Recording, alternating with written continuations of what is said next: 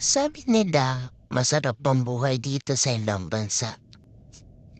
Pero di nila alam kung gaano kahirap at gaano komplikado ang pamumuhay dito sa ibang bansa.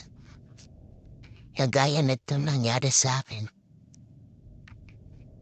Naaksidente po ako at nabangga ng ATV. Sa ngayon, halos isang buwan na po akong nakaganyan. Isang buwan matapos ang aking operasyon. Inlagyan nila ng bakal ang aking paa upang muli kahit pa paano makalapad po akong at maiapap ang aking paa.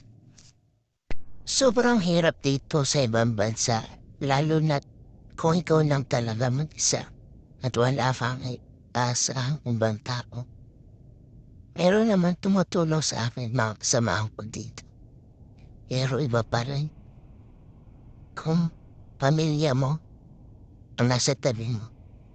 Kaya sa iba dyan na nagsasabi na masarap ang buhay dito sa ibang bansa, mag-isip-isip muna kayo bago kayo pumunta rito.